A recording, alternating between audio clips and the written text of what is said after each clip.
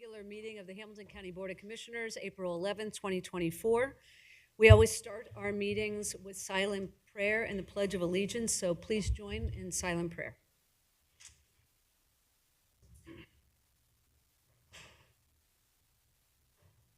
Amen. Amen. I pledge allegiance to the flag of the United States of America and to the republic for which it stands, one nation, under God, indivisible, with liberty and justice for all.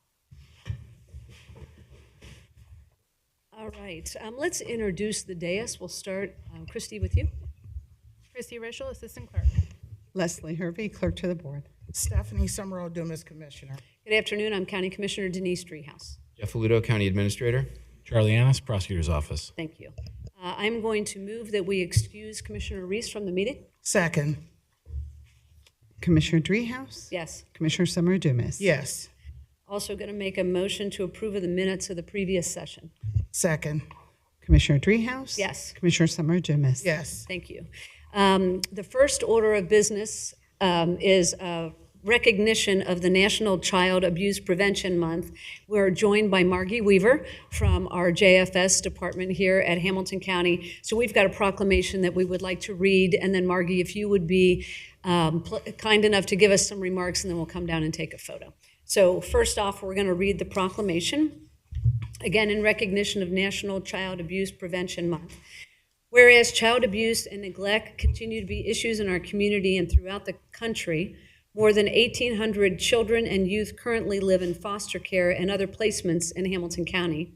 And whereas Hamilton County families need and deserve support to help reduce the number of children in foster care as it relates to poverty, domestic violence, and addiction, which can exacerbate their vulnerabilities and contribute to abuse. And whereas Hamilton County Jobs and Family Services is investing more in prevention efforts, JFS staff helped 7,000 families last year with services so their children could be safe. And many of the programs at JFS provide a safety net for families, making sure they get help when they need it. And whereas research shows that the most effective way to prevent child abuse and neglect is to strengthen families and communities so parents are better able to provide nurturing environments. Issues related to access to quality child care, health care, and affordable housing and safe neighborhoods reduce parental stress and help families thrive. And whereas JFS is also increasing its community collaboration through prevention grants to support neighborhood-based programs. And whereas JFS is boosting the Office of Youth and its youth employment program to put more youth in jobs, adding support for foster and kinship families, and increasing enrichment resources for youth and foster care through Beyond Your Imagination and other programs. And whereas April is National Child Abuse Prevention Month, and we dedicate this month and encourage others to wear blue each year to bring awareness to these issues and encourage the community to help. And now therefore be it proclaimed that the Board of County Commissioners of Hamilton County is hereby proclaim April 2024 as Child Abuse Prevention Month in all of Hamilton County.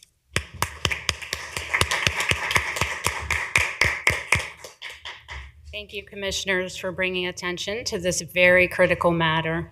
I hope one day we won't need this proclamation and that all children will be safe and protected and thrive.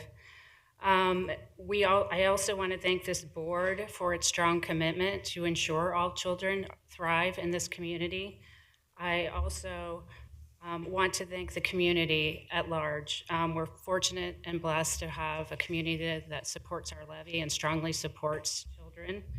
I also want to call out thanks to the many, many people who partner with us to protect children every day.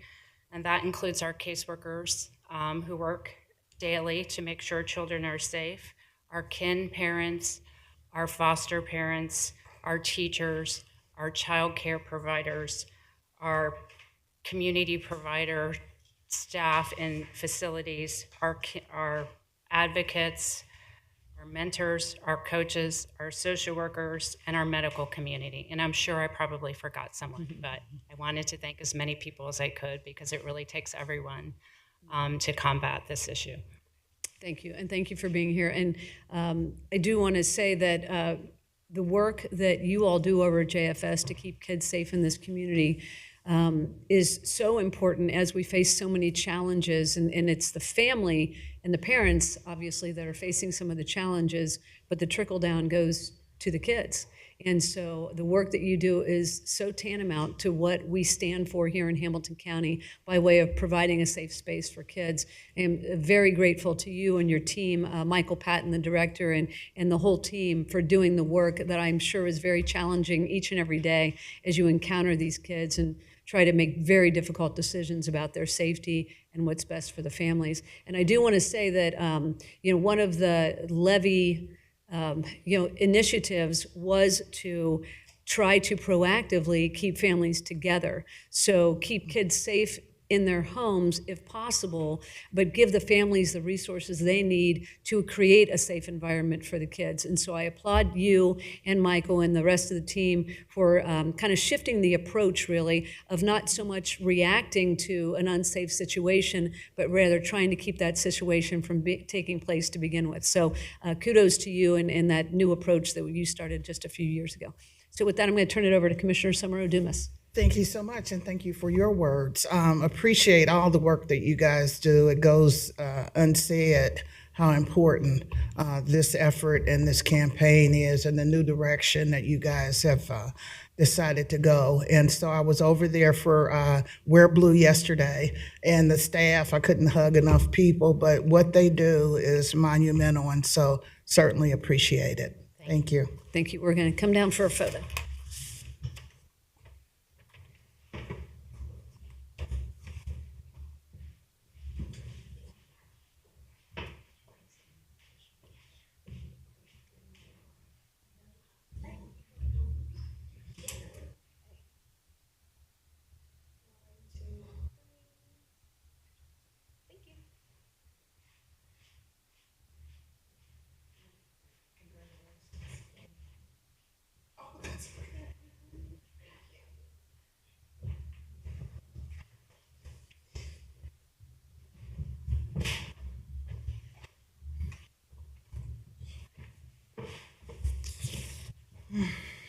All right.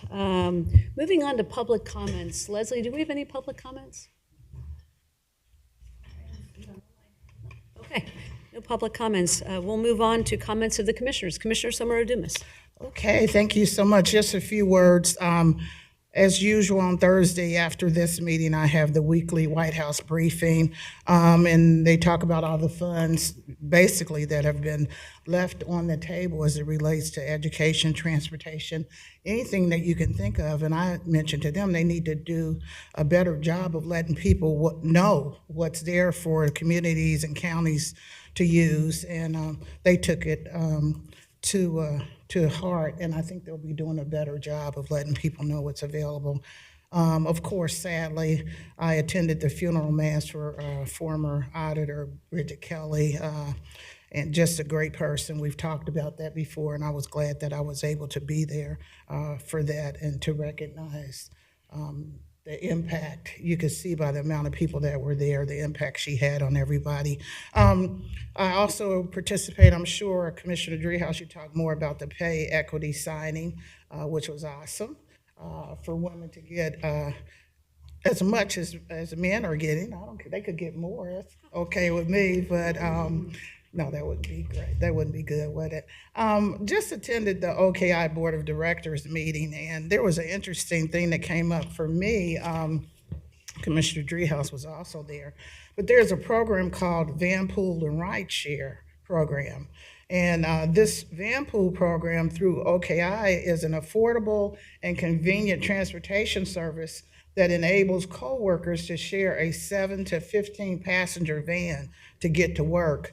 And so I'm going to contact the young lady who spoke about it to see how we could possibly access it for just from where we park to use the van to come up to work, because that's been a stickler for me that our staff have to walk so far from where they park, and just concerned about safety and about just convenience. I know JFS has done some things to help their employees, so I'm going to call her and see. They actually, OKI provides $500 a month to use this van, and it even says it's fully equipped, and riders or the employees share the rest of the monthly fee. But I'm thinking if we're only talking about pickups and drop-offs, I wouldn't think we would need any additional monies, but I will be contacting them for that. And also an unusual question that came up. I have two young people currently who want to be on commissions and boards. And when I say young, they're 15. Both of them are 15 from different schools. And one would like to be on the Public Defender Commission. I can't think of the other one, and I'm just wondering, Jeff or prosecutor, I don't know what it says about age. I mean, we could always have them be an ex-official member, but I don't want to tell them yes. I don't want to tell them no because they're very enthusiastic about it. How we can better use some of these young people. And I have a feeling that two of them called me, they're probably talking among themselves. Like, how can I, and they really sincerely want to be involved with government. So I know we've had the intern thing that Ensign had some students come out, but they actually want to be on a board. So I'm just going to throw that out and see where we go with that. And I believe that's all I have. I was going to be a little selfish and announce about me. The University of Cincinnati has chosen me as a 2024 social work alumni for the year, distinguished social work alumni, and I'm just really excited about it. I've been a social worker for 49 years, and so to be recognized, and I'm sure there were some great applicants that put in their desire to do that. So I'm just really proud of that, and I'll be attending a luncheon to receive my award. Well, congratulations. Thank you, thanks.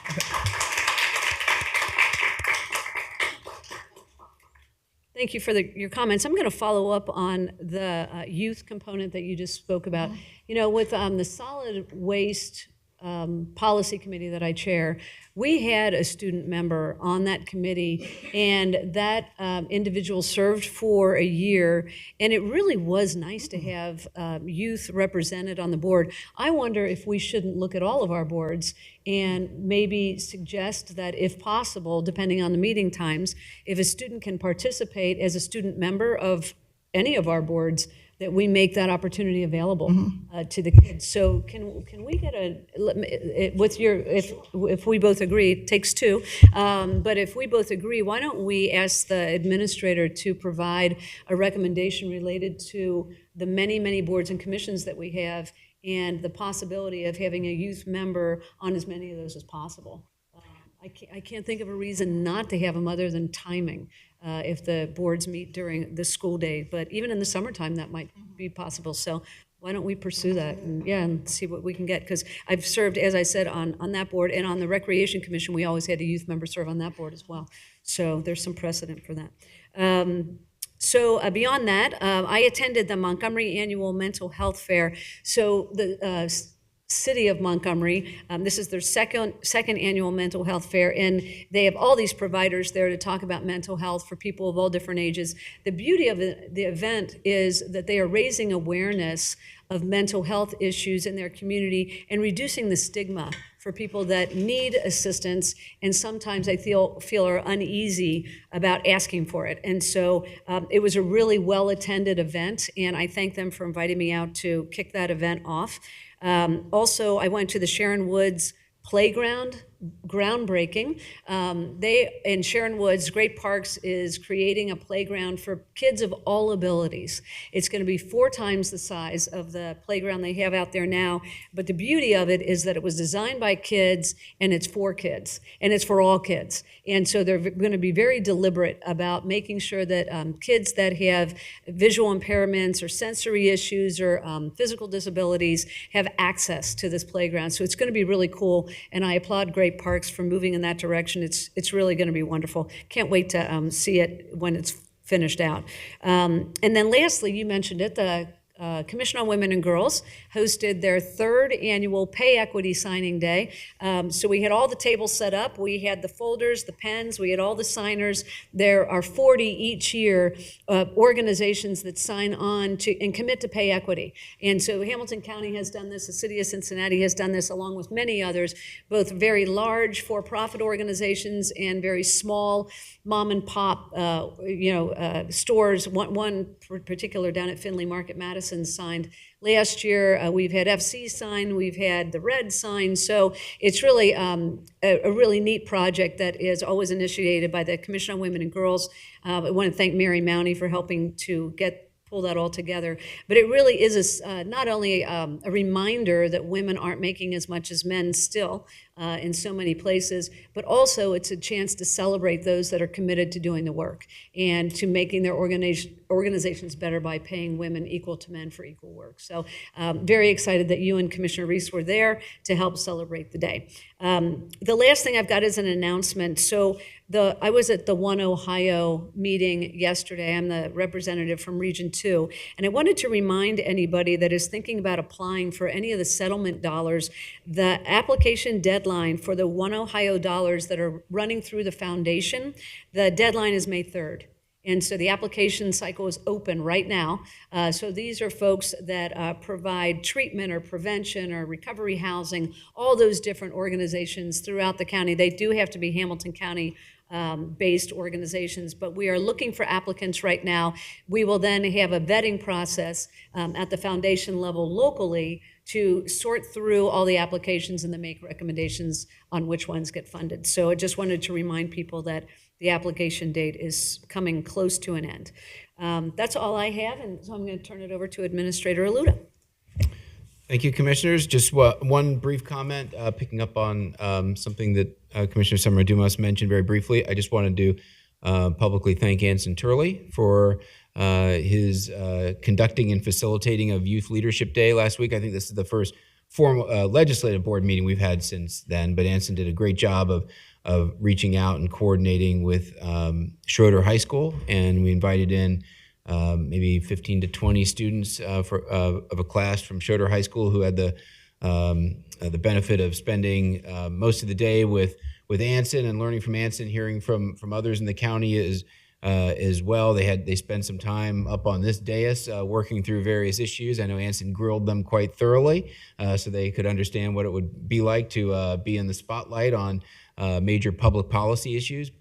He even had a chance to tour Great American Ballpark afterwards, which I think was one of the highlights of their trip down here. So this is something we're going to look to do on an annual basis if we can, continuing to reach out to youth and exposing them to county government so that we can start to breed the next generation of leaders here. So just wanted to thank Anson because it was a lot of work and I know he put a lot into it. So thank you, Anson.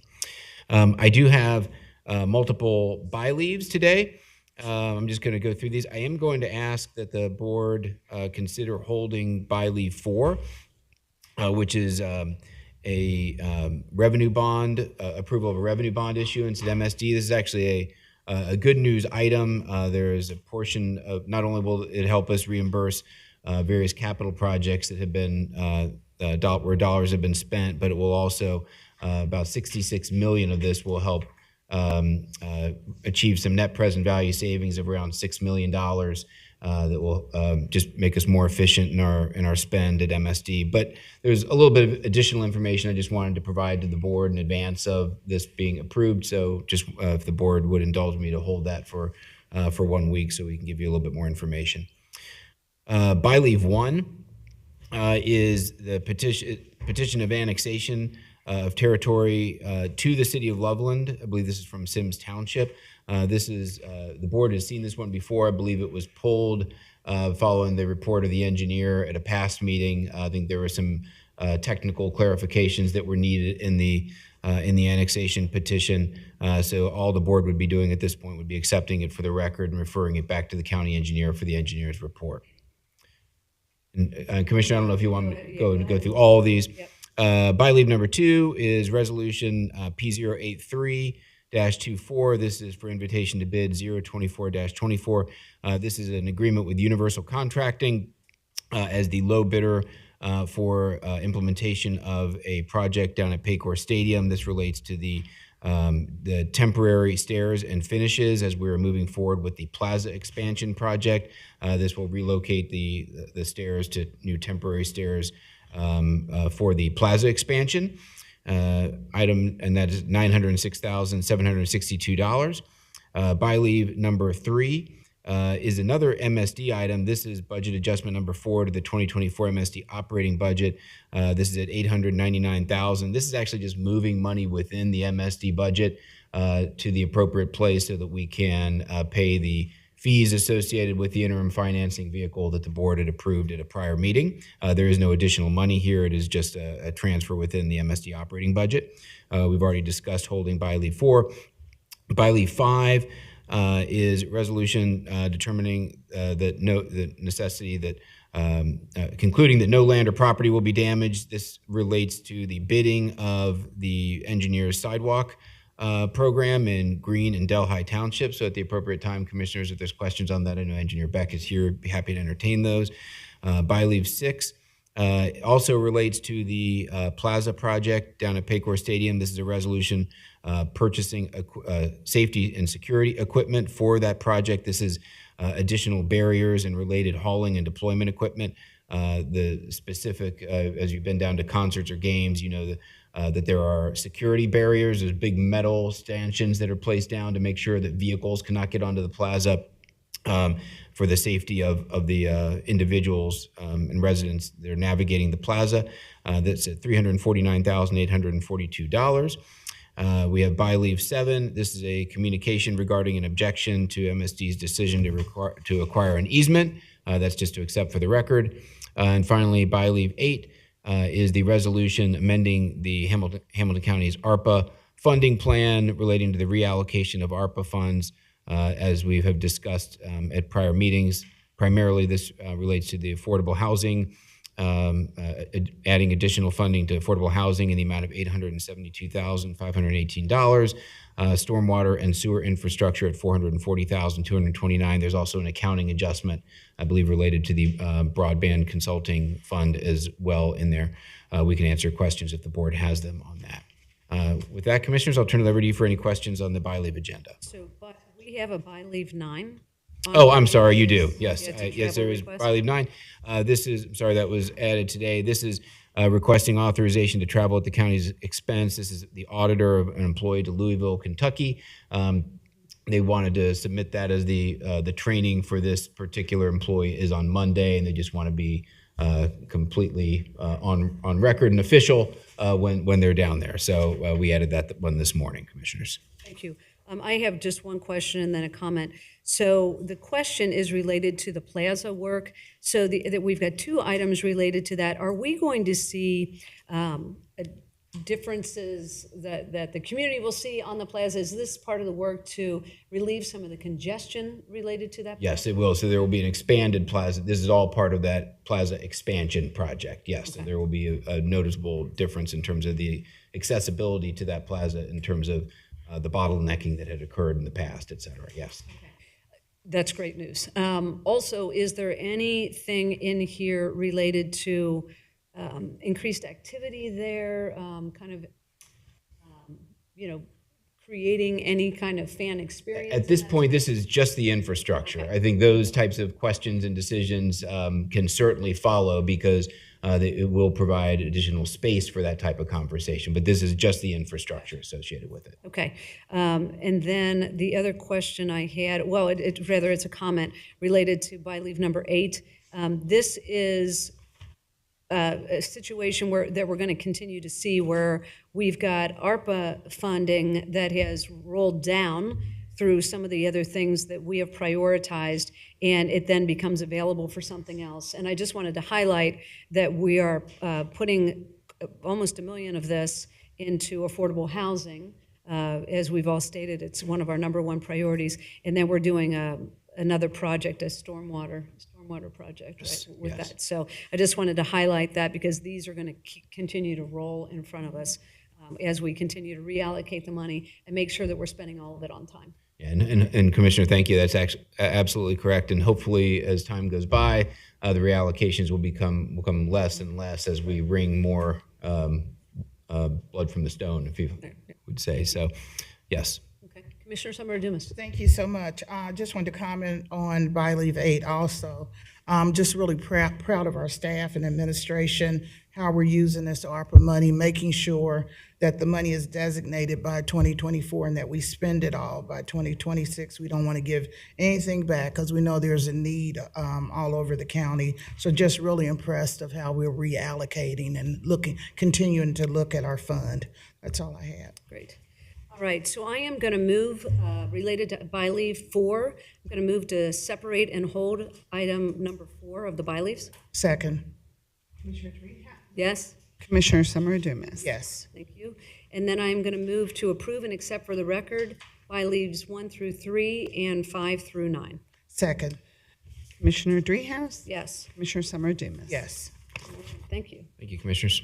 All right, we're going to move on to the engineer. Eric Beck is with us, with his team, I should say. Must be talking sidewalks today. Good afternoon. Just one additional item, and that is item 1 is a resolution to put out to bid Anderson Ferry and Crookshank Road improvements, project 502313, which is in Delhi and Green Townships. Excuse me, the awarding of the bid. Bids were opened on March 7th. The engineer's estimate was $1,166,000. The award amount would be $1,035,238, which is 11% below the engineer's estimate. The funding, 90% of the funding will come from a SORTA grant and 10% from permissive auto with a completion date of October of this year. So I know last meeting, Commissioner Reese asked for us to put together a breakdown of our grants. We're in the process. We've got some clarification from her office. We're doing a 5-year look back, and hopefully I'll have that for you next week. Thank you. This intersection, I'm very, very familiar with. It's really close to where my mom lives. So I'm just wondering what the nature of the improvements are. This is mainly some pavement repairs and the signal replacement. Okay. Thank you. Commissioner? No questions. Okay, I'm going to move that we approve of item number 1. Second. Commissioner Dreehouse. Yes. Commissioner Summer Dumas. Yes. Thanks, Eric. Thank you. All right, item number 2, County Administration. Commissioners, I'm going to ask Assistant Administrator Webb to walk us through the resolution that is amending the policy for the Tax Levy Review Committee of the county. Wonderful, and can I also say that I know the chair, and I can't see you because of the podium, but I know Gwen McFarland is here, and she is the chair of the TLRC. Thank you and welcome. Yes, and long-term member. And long-term member. I wasn't going to say that, Gwen, but anyway. Words out. Since she was 20. This resolution is an attachment to update the Hamilton County Tax Levy Review Committee Membership Responsibilities and Guidelines Policy document. As background for the public, the Tax Levy Review Committee was created by the commissioners in an aim to balance the needs of funding for various levy agencies and the tax burden on home and business owners. It was created back in 1995. The policy was last updated 15 years ago, which Gwen was still on the committee. I was just starting to work on the committee. It's impressive. Quite a while ago. A lot has changed since 2009 in terms of tax levies, policies, taxation in Hamilton County. There are more program requests for services. There was a period of time with no increases for levies. So the Tax Levy Committee is grappling how to handle that in the taxing environment and trying to balance those issues right now. They formed a subcommittee about a year ago and did a very deep dive on the tax levy policy, which at the time was about 7 pages long. Refined it, made it more understandable to the public, to the tax levy committee, to everyone, to the agencies, as far as outlining the goals, the needs, and guidance for that, and have shared that with the commissioners. I want to add that that committee was chaired by Bob Fernier, who was on the committee for a number of years. I think he served about 5 years. This was his last effort before he resigned from the committee due to illness. A couple pieces I want to point out on this to the commissioners before I ask for a vote. I will note that while the Tax Levy Committee serves as advisors to the commissioners on levy requests and recommendations, the commissioners, as you very well know, are the taxing authority and are responsible for final determinations on all levy issues, including levy sizing and program funding levels, regardless of policy, but this policy provides a guidance to the Levy Committee as they do their work. Couple notes on the language updates within the policy. There's clarification on committee member conflict of interest. The prior policy kind of counterstated itself, so it's taking care of that. It includes guidance on how to handle increased requests, as well as how to handle new programs or new agencies requesting funding, and updated timelines for how those requests are reviewed. That said, I will take any questions you may have, or if there's anything Gwen would like to offer additionally. Well, Gwen, I am going to invite you up to the podium if you have anything further. I can't see the look on your face. There you are. Please come forward. I would just like to thank you all, our commissioners, and Jeff Aludo and Stephanie Dumas and Alicia Reese, for the work that you have also been involved in helping us to move this tax levy review committee issues and levies forward. It took some time to do this, as Lisa has indicated. It was a 15-year-old document, and it was very clear that we needed to bring it up into today's universe. And so we did do that. We spent hours on that, great teamwork, making sure that we could take word by word what that current old document said and bring it up into today's technology and today's world.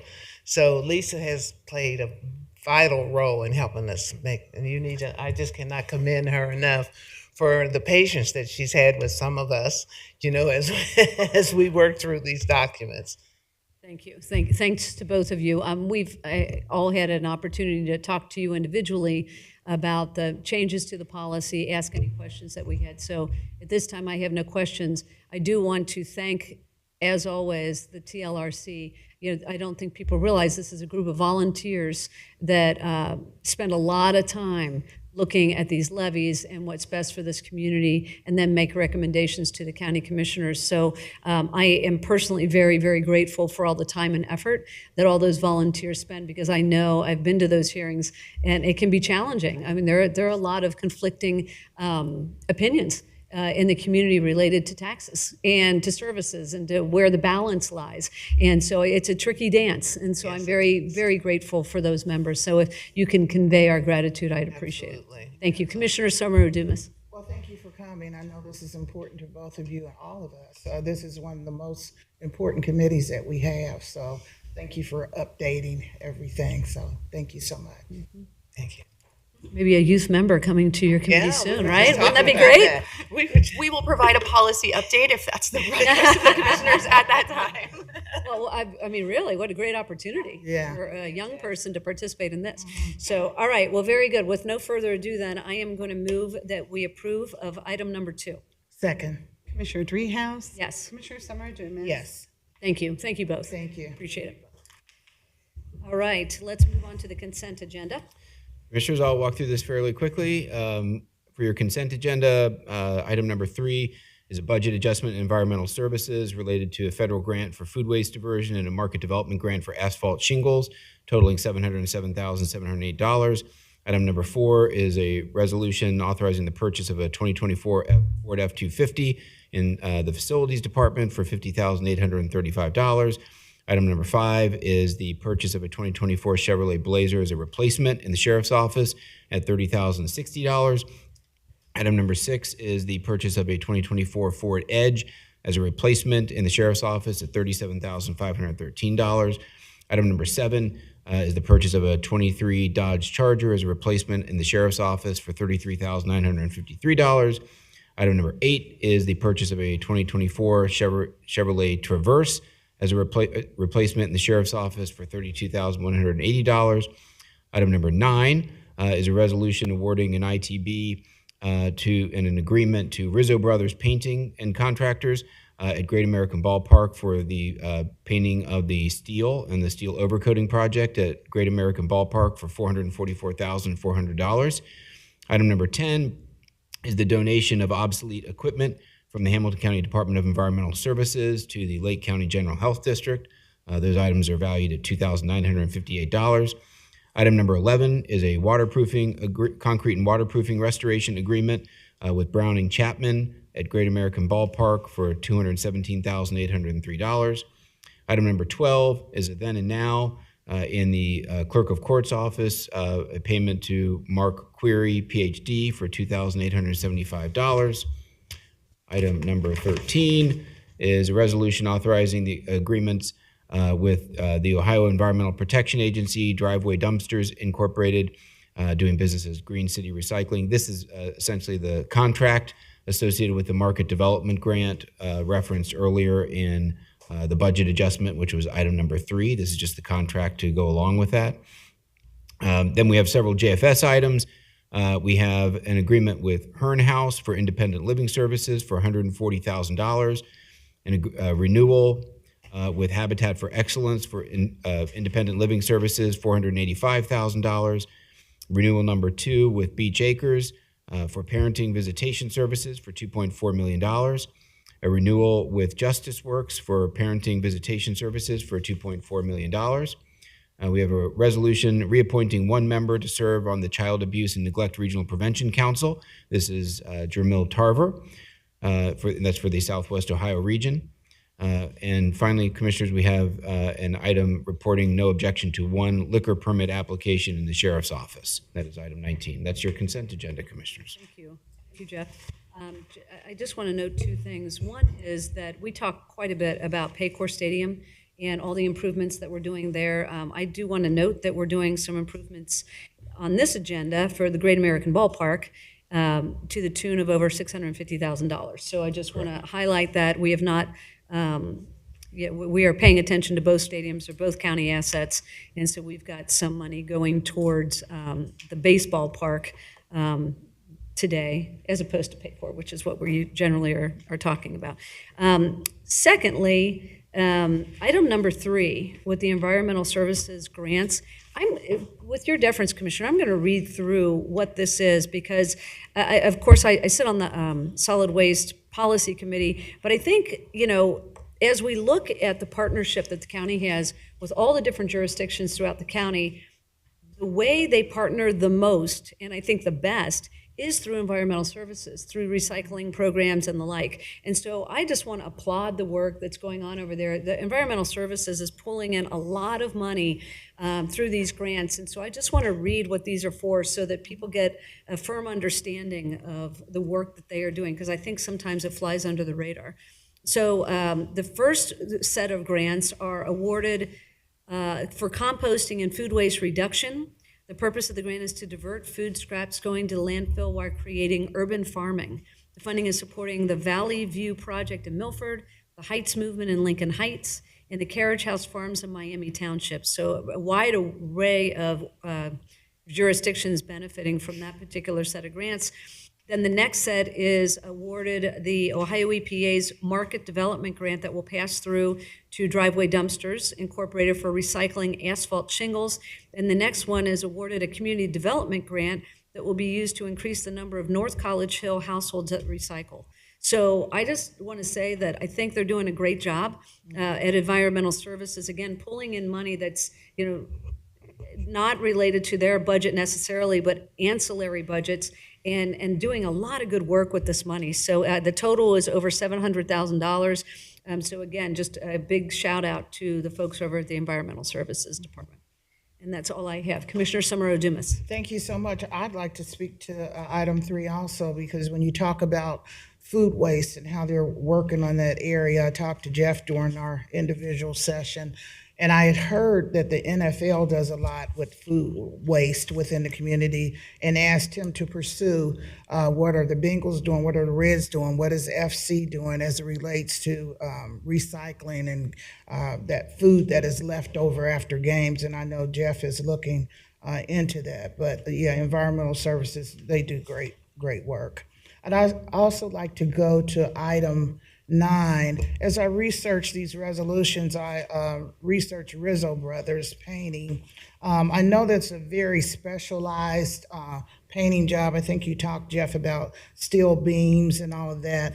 Just wondering about our ability to subcontract some of the painting. We have lots of vendors that are painting businesses, and I don't know if they can do that specialized work, but that we look into it. The other issue or concern I had is that this is a Kentucky company. They're located in Kentucky, and I know we used to have Buy Ohio. We don't have that anymore, but as much as possible, we can't discriminate. We want to see which one has the best bid, but just a little bit concerned that it's a Kentucky company, and maybe because it's so specialized that we had to go outside of Ohio to get that contract. So I just wanted to bring that up.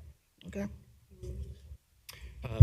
Just to thank you for that, Commissioner, and we'll continue. I'll talk with purchasing as well about, we're always looking at the board's direction, trying to find ways to split contracts up and offer work to for different subcontracting arrangements. I don't know if this one is applicable to that, but we can look into that as we have with janitorial services and other types of services. I think in terms of the actual procurement, I don't know. I don't believe the ORC allows us to have a locational preference on our purchasing.